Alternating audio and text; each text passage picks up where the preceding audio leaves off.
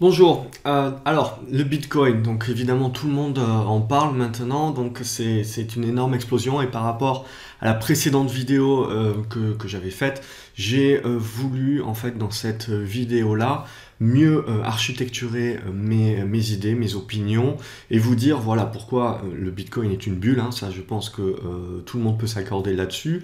Mais plus pour aller beaucoup plus loin quand même dans la pensée, c'est derrière quel est l'avenir que peut avoir le Bitcoin et on verra justement qu'il y a le Bitcoin, il y a les crypto-monnaies et puis il y a surtout la blockchain. Donc mon but en fait dans cette vidéo-là, c'est de vous exprimer d'une part, de faire quelque chose de préventif, donc de faire attention puisque évidemment pour celles et ceux qui savent exactement ce qu'elles font, qui comprennent bien, qui ont fait des recherches, etc., tant mieux pour vous, mais la majorité des personnes qui sont en train d'investir maintenant, c'est par un effet moutonnier, donc c'est ce qui crée la bulle euphorique.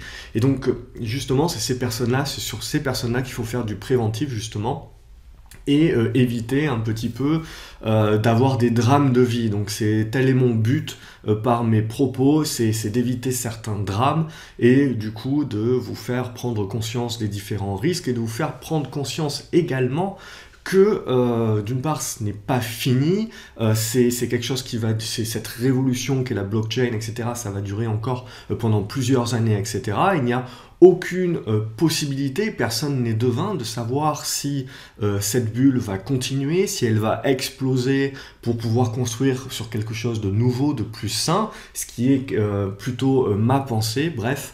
J'ai tout mis en fait sur un texte que je vais vous lire, que ça sera beaucoup plus simple. J'ai préparé ce texte-là il y a plusieurs semaines, et puis j'ai tardé à le publier par rapport à tous les commentaires que j'ai pu recevoir par rapport à mon autre vidéo, ce qui est parfois quand même assez sidérant de voir quand même le niveau de certaines personnes. Donc, j'espère que là, ça sera beaucoup plus constructif. Je pense que ça sera ma dernière vidéo sur le Bitcoin.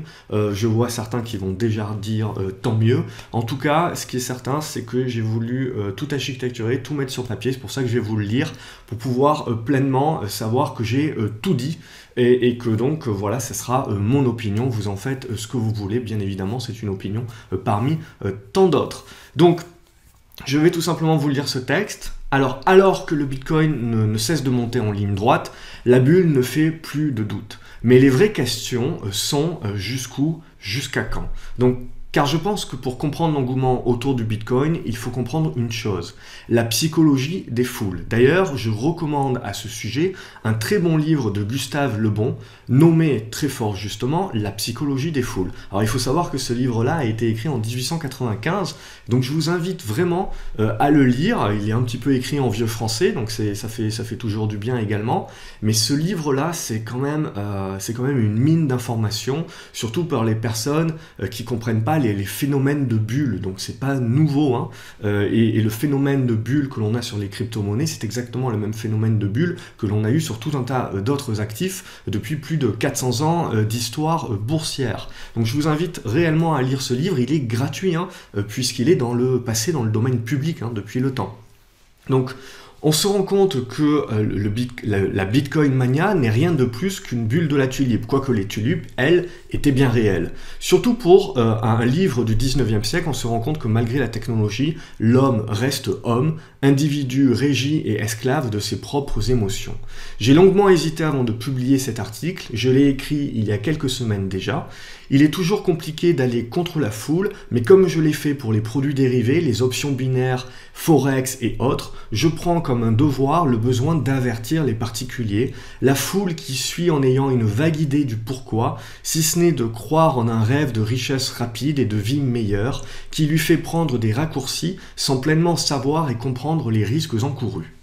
Je répète souvent, et je vais encore le répéter, acheter du Bitcoin, ce n'est pas de l'investissement, c'est de la spéculation. Alors, il n'y a pas de mal à faire de la spéculation, c'est même très lucratif, Mais lorsqu'on spécule, on ne doit jamais dissocier le potentiel de gain du risque de perte. Le risque de perte est conséquent sur le Bitcoin.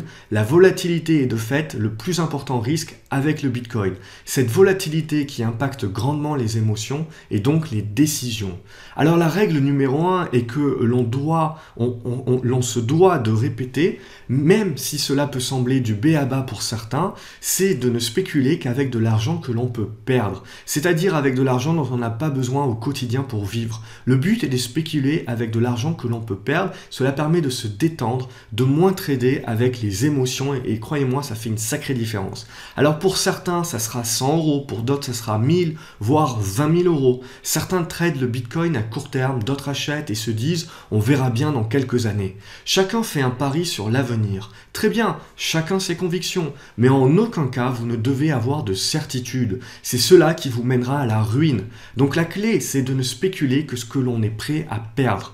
Je le répète car la psychologie des foules pousse certains à investir maintenant, alors que le Bitcoin est déjà très haut. Il peut certes encore monter, et c'est la peur de louper le train qui pousse les retardataires à rentrer avec précipitation, et souvent en ne respectant pas la première règle qui est de ne spéculer qu'avec ce qu'ils sont prêts à perdre.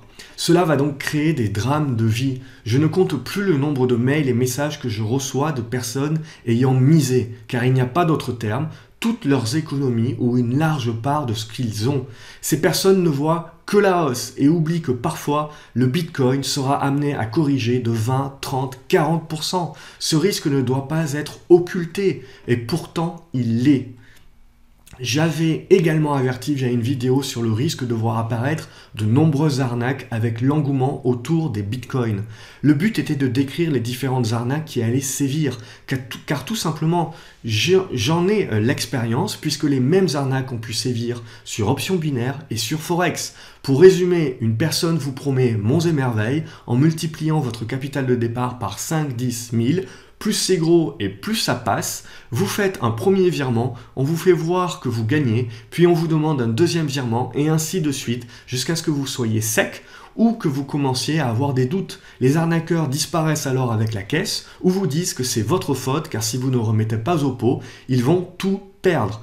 Bref, au mieux, on se rendra compte de tous les systèmes de Ponzi existants sur le Bitcoin lorsque la bulle éclatera et que la majorité des gens voudront récupérer leur argent et qu'ils ne le pourront pas. Il y a bien évidemment le risque également de se faire voler ces Bitcoins. Trop de personnes achètent des Bitcoins à la hâte sans se soucier de vérifier l'honnêteté et la sûreté de la plateforme sur laquelle ils les achètent et sans se procurer les matériels et les clés USB qui permettent de sécuriser leur Bitcoin. Je ne parle même pas des frais de transaction qui sont énormes sur les crypto-monnaies. Car je parle ici de Bitcoin, mais cela s'applique à toutes les crypto-monnaies en général.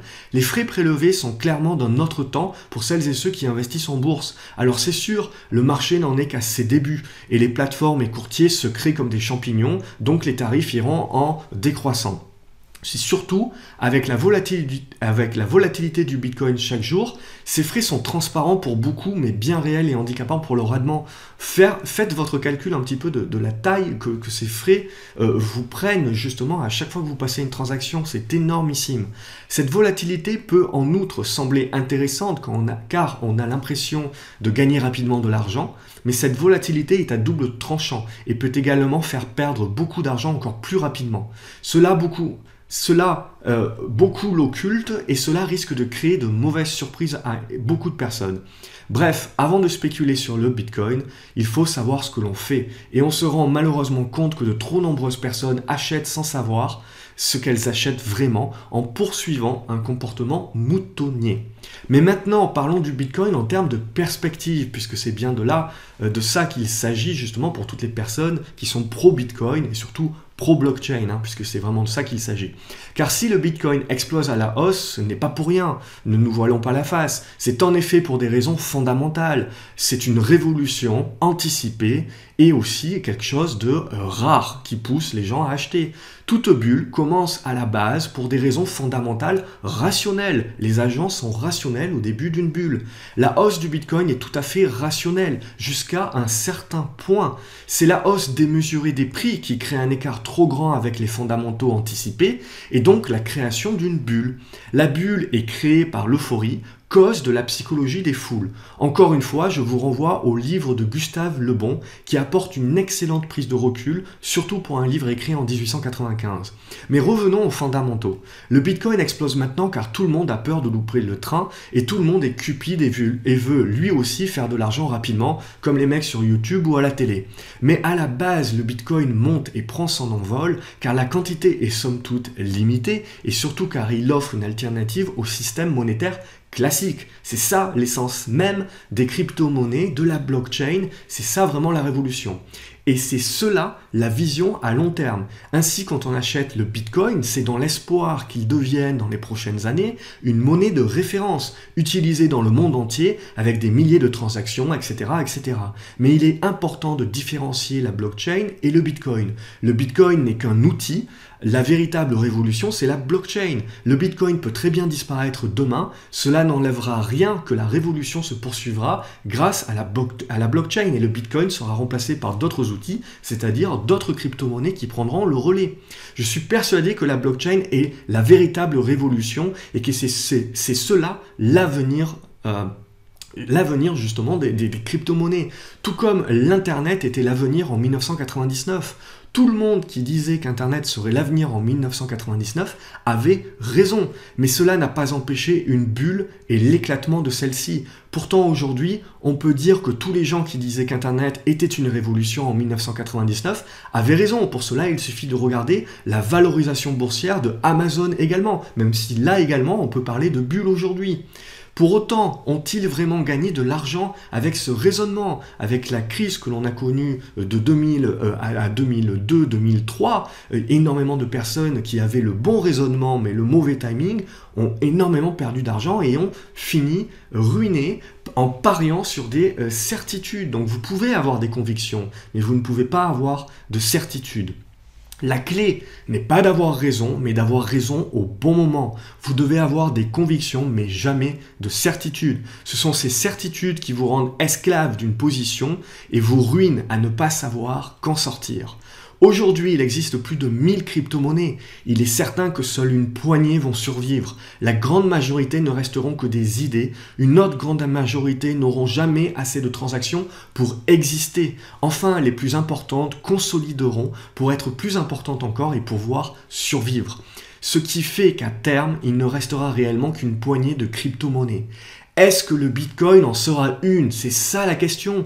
Je n'en sais rien, mais vous non plus. Du coup, acheter du Bitcoin aujourd'hui, c'est seulement faire le pari que la blockchain, c'est l'avenir et que la croissance va arriver rapidement pour réduire l'écart entre les prix actuels et les fondamentaux, mais surtout faire le pari que le Bitcoin sera une des monnaies plébiscitées et majeures dans quelques années. Cela commence à faire beaucoup de si et beaucoup de paris. Encore une fois, je ne sais pas où tout cela nous mène. Je ne suis pas devin, mais partage uniquement mon opinion. Je pense que fondamentalement, il n'y a aucun doute à parler de bulles et d'éclatement de bulles prochainement. Mais seul le marché, seule donc la psychologie des foules décidera de sonner la fin et le crack des crypto-monnaies et du Bitcoin. C'est d'ailleurs suite à ce crash que la consolidation du secteur aura réellement lieu et que quelques crypto-monnaies réussiront à émerger réellement. Cela permettra une grosse purge des arnaques également et permettra au marché de s'assainir et repartir sur de meilleures bases. Je pense donc en la destruction créatrice de Schumpeter.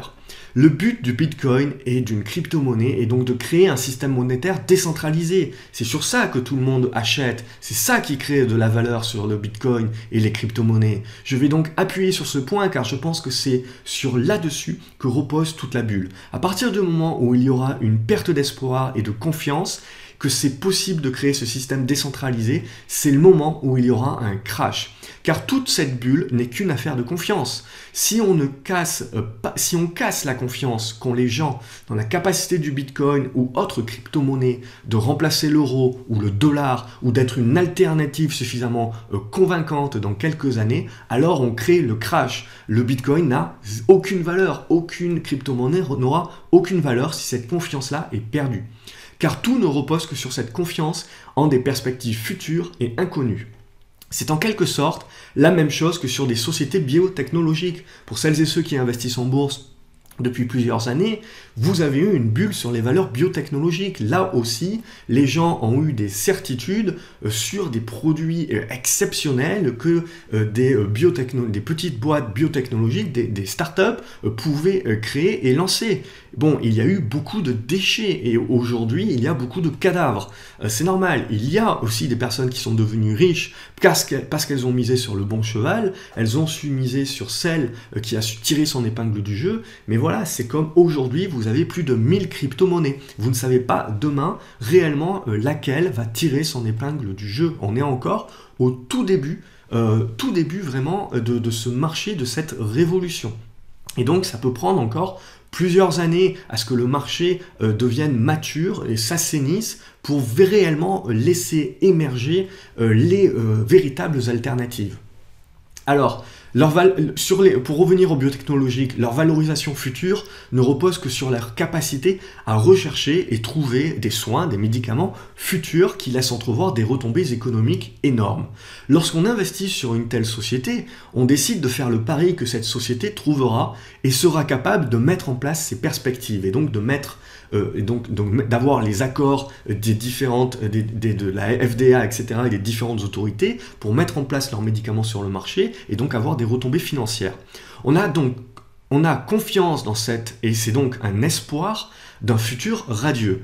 Et alors que la société n'a rien actuellement, puisqu'elle est en phase de recherche et donc elle fait essentiellement que dépenser de l'argent, elle vaut donc fondamentalement zéro, ou on va dire pour les puristes uniquement le cash qu'elle détient et les quelques locaux, etc., et quelques licences.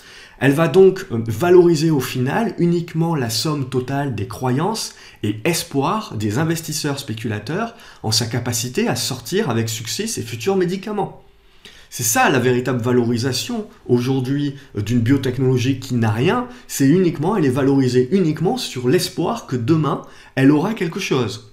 Donc je schématise, mais pour le Bitcoin, c'est exactement la même chose. Sa valorisation actuelle n'est que la somme de toutes les croyances et espoirs des spéculateurs en un avenir radieux, en sa capacité à devenir une monnaie de référence, une alternative. Il suffit qu'ils doutent, qu'ils perdent confiance dans ce rêve, et c'est là que tout s'écroule, puisqu'il n'a rien pour supporter ce rêve-là. Il n'y a pas de fondamentaux, il n'y a pas de compte de résultats, il n'y a pas de fonds propres. Alors, qu'est-ce qui pourrait faire douter justement ces spéculateurs et donc risquer d'être le déclencheur du crash des crypto-monnaies et plus particulièrement du Bitcoin? Alors, comme souvent, le plus grand risque de crash se trouve dans la cause même qui pousse les gens à espérer. C'est-à-dire dans ce qui pousse, pour la plupart, la majorité des gens, est le plus gros avantage de la crypto et du Bitcoin. Ainsi, le plus gros avantage du Bitcoin et de la crypto-monnaie, c'est aussi son plus gros défaut pour moi. Et ça, beaucoup de personnes l'occultent. Comme dit, le plus gros avantage de la crypto et donc du Bitcoin est de créer un système monétaire décentralisé. Sur le papier, c'est top, c'est la liberté. Cela vous permet d'acheter n'importe quoi, n'importe où pour un nombre de Bitcoin agréé à l'avance, tout cela d'une manière sécurisée et surtout très peu cher parce que vous tuez tous les intermédiaires. Si on parle d'acheter des biens importants comme une maison par exemple, dans un futur utopique, cela fait de grosses économies. Vous multipliez cela par une large partie de la population et des transactions et vous avez là une révolution. Et donc la cause même qui pousse les gens à acheter du Bitcoin et le prix du Bitcoin à être sur une inflation galopante. Alors, c'est ce qui pousse donc la confiance et l'espoir de futures perspectives époustouflantes et donc pour les individus à acheter de la crypto et à y croire dur comme fer. Et c'est tout à fait rationnel, c'est tout à fait logique. Mais la question à se poser maintenant, c'est par rapport à ce futur et à ces perspectives-là, est-ce que le prix du Bitcoin aujourd'hui est adapté? Est-ce qu'il est trop cher ou est-ce qu'il n'est pas encore assez cher? Qui peut répondre à cette question aujourd'hui? C'est tout simplement impossible de savoir et c'est là où réside également donc l'avantage mais également le risque. Alors cet énorme avantage est aussi son plus gros défaut et ce qui pourrait amener les cryptos et le Bitcoin par le fond.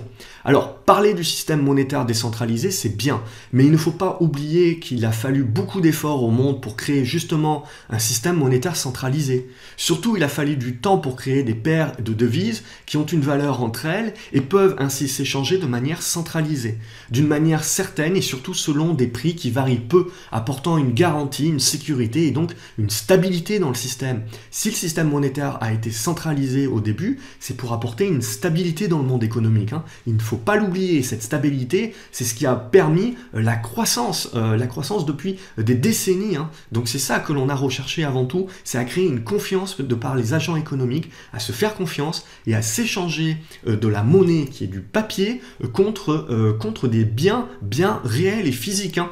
Donc ça, ne l'oubliez jamais que le système monétaire centralisé, on peut lui cracher dessus, mais c'est quand même ce qui nous a permis au monde d'être ce qu'il est aujourd'hui. Alors, donc, il ne faut pas oublier qu'il a fallu beaucoup d'efforts. Surtout, il a fallu du temps pour créer ces paires de devises, et elles peuvent s'échanger d'une manière centralisée, d'une manière certaine, et donc apporter la stabilité. Car oui, la volatilité d'une monnaie, c'est-à-dire sa fluctuation au jour le jour, et donc les grosses fluctuations. Donc plus il y a de volatilité, plus il y a de fluctuations qui sont grandes au jour le jour, pendant les heures, pendant les semaines, etc. Car la volatilité d'une monnaie, elle est ultra importante en termes de contrôle de l'inflation pour un pays. Une monnaie volatile amène de l'hyperinflation, et donc on va la traiter comme une monnaie de singe. Donc c'est-à-dire qu'elle ne vaut pas plus que le papier sur lequel elle est imprimée. Mais le plus gros problème pour moi, c'est justement ce système monétaire décentralisé. La raison première d'un système monétaire centralisé, c'est de créer de la stabilité, qui à son tour va créer de la confiance des opérateurs, qui vont donc faire confiance au système et décider de s'échanger des biens avec ce papier, qui, somme toute, n'a aucune valeur, logiquement. Hein, le dollar, l'euro, etc., ça n'a aucune valeur que la valeur du papier sur lequel c'est imprimé. Car la monnaie de nos jours n'est que du papier. Le système fonctionne à partir du moment où les acteurs continuent d'avoir confiance dans le système. Si vous brisez la stabilité, vous brisez la confiance, et donc les opérateurs commencent à voir votre monnaie que comme le papier qu'elle est vraiment, sans valeur, et c'est donc la fuite en avant vers l'hyperinflation. Et l'histoire nous apprend facilement vers où l'hyperinflation peut mener une population. Je vous invite à revoir votre histoire. Une crypto, et donc le Bitcoin, ne fonctionne pas comme une monnaie classique. Le marché est décentralisé, c'est une force pour certains, et une faiblesse pour moi dans le but avoué de dire que le Bitcoin, c'est la future monnaie du monde. Si elle est décentralisée, les agents auront du mal à avoir confiance, car tout simplement, il n'y aura pas de stabilité de cette monnaie à la vue de la volatilité actuelle. Comment imaginer signer des contrats alors qu'on ne sait pas quel prix aura le Bitcoin dans quelques heures? Imaginez que vous avez l'équivalent de 2 € en Bitcoin.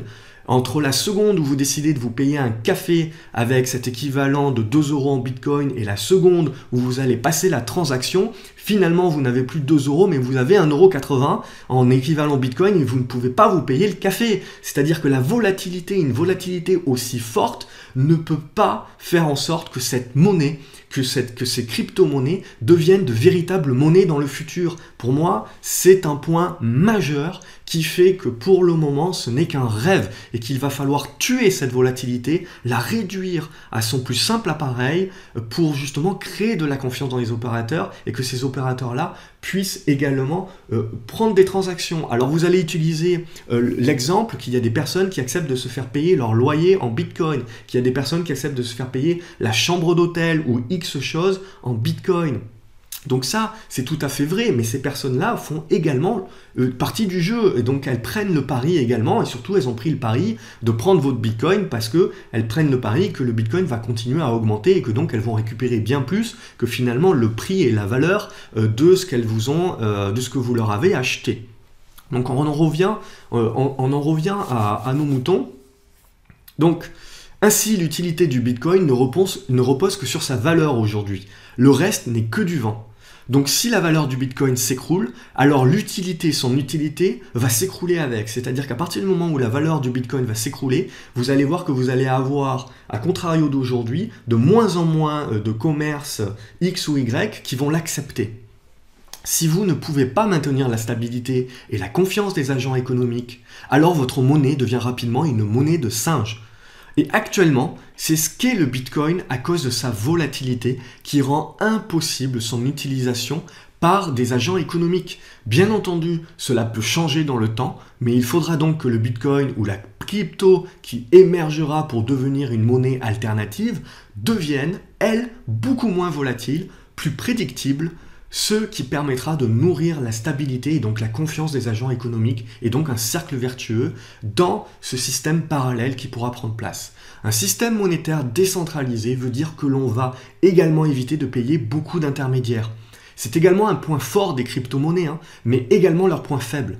Pourquoi? Car dans bien des cas, un des intermédiaires, c'est qui? C'est l'État, c'est le gouvernement, ce sont les collectivités. Un État qui va utiliser ses revenus qu'il perçoit en tant qu'intermédiaire pour faire quoi? Pour payer la route sur laquelle vous roulez chaque matin, pour payer le pompier qui vient éteindre le feu dans votre maison, pour payer la police également, pour payer toutes ces choses sociales que vous prenez pour acquises. Si vous crachez sur le système monétaire centralisé, vous enlevez toute cette manne financière au gouvernement qui ne peuvent donc plus payer tous ces agents publics. Donc c'est bien beau d'avoir un système monétaire décentralisé, mais il faut bien comprendre également qu'un système monétaire centralisé a ses avantages. Et surtout, ce qu'il faut comprendre, c'est que l'État, même si l'État aujourd'hui ne fait rien, puisqu'on a beau parler de cette Bitcoin mania, etc., ça ne représente encore, c'est pouillemesque encore, ça ne représente rien. À partir du moment où ça va commencer à représenter quelque chose, où ça va commencer à grignoter petit à petit les fonds que récupère l'État en jouant le billet d'intermédiaire, croyez-moi que le régulateur qui est l'État va s'intéresser aux crypto-monnaies et trouvera, décentralisé, protégé, sécurisé ou pas, trouvera un moyen de réguler les crypto-monnaies, trouvera un moyen de créer ses propres crypto-monnaies et de faire en sorte que seules celles-ci peuvent être utilisées et que les autres restent marginales. Donc le plus gros avantage que certains perçoivent pour les crypto-monnaies, qui réside justement dans ce système monétaire décentralisé, qui réside justement dans ce fait qu'on tue les intermédiaires et que donc on réduit les coûts, ça peut également rapidement devenir son plus gros défaut. Donc le régulateur se devra tôt ou tard de trouver un moyen de réguler les crypto-monnaies et donc de les contrôler. Ce point positif majeur des cryptos est donc pour moi aussi son pire défaut et ce n'est qu'une question de temps à mon avis. Voilà pourquoi je pense que ce n'est que le début des crypto-monnaies mais surtout de la blockchain. Beaucoup de crypto-monnaies vont disparaître. Ce qui restera, ce sera la blockchain. Ce qui fait la plus grande force du Bitcoin et des autres cryptos font aussi leur plus grande faiblesse. L'avenir est incertain et en ce sens, le niveau de prix des cryptos et du Bitcoin en particulier ne font aucun sens. C'est une bulle, elle explosera. La question est de savoir quand. La réponse est quand les spéculateurs perdront confiance suite à un événement qui les fera douter face à leur certitude d'un avenir radieux. Je pense que cette bulle et l'explosion de celle-ci sera au final bénéfique à ce système parallèle des crypto-monnaies et de la blockchain. Nous sommes face à une révolution, c'est indéniable, mais une révolution encore à son commencement. Pour moi, le marché doit consolider, s'assainir des arnaques et des différents excès. Surtout une crypto-monnaie où seulement quelques-unes devront émerger pour créer une stabilité, pour avoir un avenir et donc être beaucoup moins volatile que ce que l'on voit actuellement sur le Bitcoin. Ce sera peut-être le Bitcoin ou peut-être pas. Ce qui est certain, c'est que les crypto-monnaies n'auront un avenir que si elles peuvent créer cette confiance chez les agents économiques et donc cela passe par une stabilité elle-même créée par une volatilité restreinte des prix de la crypto-monnaie pour déterminer un futur sûr et le plus certain possible. Surtout, tout ceci finira régulé d'une manière ou d'une autre par les gouvernements. Ce n'est pas forcément mal et permettra aux deux systèmes de cohabiter et d'être utiles l'un pour l'autre. Quant au prix des cryptos et du Bitcoin, ils continueront de monter tant que la confiance des spéculateurs sera là. Mais la confiance d'un spéculateur est fragile, il ne faut pas grand-chose pour l'ébranler et créer un effet boule de neige dévastateur à la baisse. C'est ce que l'on nomme un éclatement de bulle ou tout simplement un sauve qui peut. Tout simplement car à l'heure actuelle, seule la psychologie des foules est à l'œuvre et tôt ou tard, cela finira mal quand les plus gros avantages du Bitcoin et des crypto-monnaies ne seront plus aussi certains. Maintenant, le marché a toujours raison. The trend is your friend. Ainsi, tant que la confiance règne, la tendance haussière régnera. Mais méfiez-vous, car elle peut s'écrouler en une seule déclaration. Et c'est donc le risque et le danger de cette volatilité également, que vous voyez et que les spéculateurs voient comme un gain et une fortune potentielle lorsque les prix montent, mais ils occultent également que la volatilité peut être bien plus forte quand vous avez une panique à la baisse et donc peut augmenter également la vitesse de vos pertes. Donc c'est en ça que actuellement le Bitcoin et les autres crypto-monnaies ne sont qu'une spéculation et non pas un investissement, et c'est une spéculation sur l'avenir. Donc j'espère que mes propos étaient beaucoup plus structurés et donc ça permet de vous éclaircir un certain nombre de points. Alors bien évidemment, c'est mon opinion, je ne suis pas devin, je ne sais absolument pas comment ces choses-là vont se faire dans l'avenir, hein. Mais voilà, je vous ai exposé un petit peu ma vue sur ce qui va arriver et ma croyance en la destruction créatrice, et donc le fait que finalement un éclatement de bulles serait sain pour pouvoir construire la suite et le commencement justement de cette révolution qui n'est pas le Bitcoin, mais qu'est la blockchain. Alors il faut se rappeler au niveau des monnaies quand même, il faut se rappeler que bon, en France c'est pas le cas puisqu'on a des taux fixes, mais dans tous les autres pays majoritaires, en Europe par exemple, la plupart des actifs qui ont pris un prêt immobilier sur les 10 dernières années l'ont pris en francs suisses.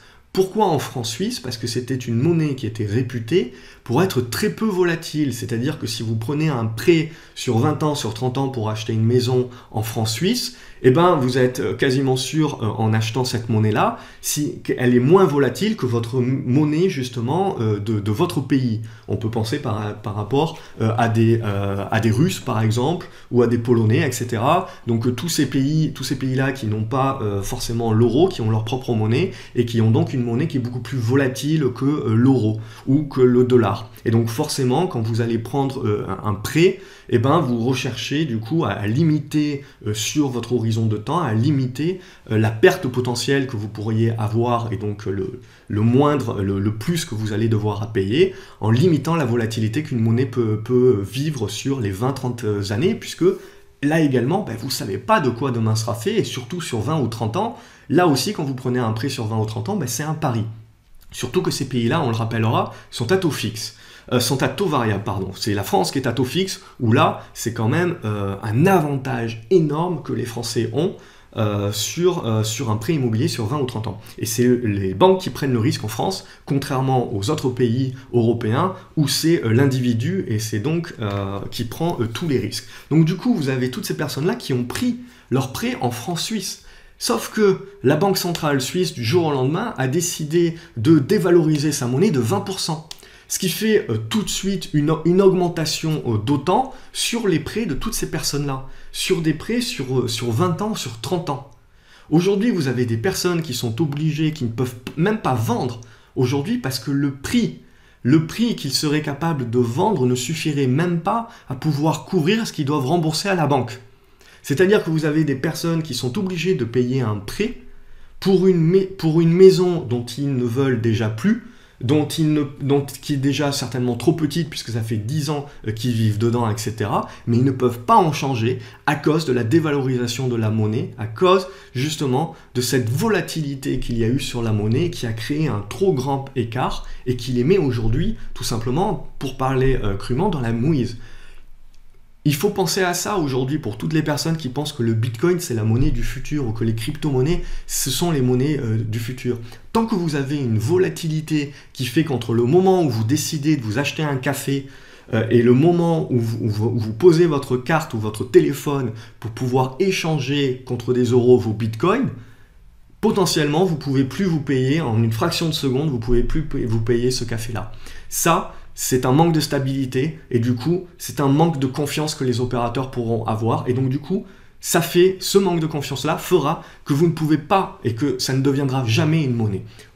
Ça prendra certainement des années, mais si vous voulez réellement qu'il y ait ce système monétaire décentralisé qui soit réellement une force parallèle et que une des crypto-monnaies ou une poignée de crypto-monnaies deviennent également des alternatives aux monnaies que nous connaissons aujourd'hui, cela passera nécessairement par un assainissement et par une baisse drastique de la volatilité. Et donc du coup, les spéculateurs ne devront plus être intéressés d'acheter du Bitcoin parce que ça monte de 10 ou 20% à l'espace d'une heure. Mais là, on aura réellement, il faudra tuer les spéculateurs pour pouvoir et assainir le système, pour pouvoir réellement voir émerger des crypto-monnaies moins volatiles et qui ont donc la capacité de pouvoir être plus stables et donc créer la confiance des opérateurs et par là même, du coup, de réellement devenir un système parallèle, décentralisé, de confiance et stable. Si vous avez apprécié cette vidéo, n'hésitez pas à mettre un pouce bleu, ça me fera plaisir. Et puis abonnez-vous à la chaîne YouTube également si vous voulez recevoir plus de conseils. Et puis pour les spéculateurs, pour la bourse, pour les actions, que ce soit les actions ou les bitcoins, si vous voulez en savoir plus et apprendre justement comment déterminer potentiellement le point, hein, puisque ce qui est important ici, c'est pas de vous dire de vendre, parce que actuellement c'est totalement haussier, donc il faut suivre la tendance et donc continuer à suivre cette tendance-là. Il faut juste mettre un gros bémol dans votre tête avec ce gros risque, avec cette grosse volatilité qui est là. Et donc, il faut pouvoir mettre en place votre plan de trading et savoir quand est-ce que vous décidez de sortir et de retirer vos billes. C'est ça le plus important. Et ne pas avoir de certitude, voilà. Vous avez le droit d'avoir des convictions, j'ai les miennes, mais on ne peut avoir de certitude. Donc voilà, faites attention à ça et j'espère, si cette vidéo a pu vous aider à y voir plus clair, alors j'en suis le premier satisfait. N'hésitez pas à la partager également pour éviter des drames de vie qui ne cesseront d'émerger, hein, et je suis le premier désolé à recevoir de plus en plus de mails de ces cas. C'est vraiment regrettable et c'est ce qui me pousse aujourd'hui à faire une nouvelle fois cette vidéo. Merci d'avoir regardé jusqu'ici et donc à bientôt sur graphceobourse.fr.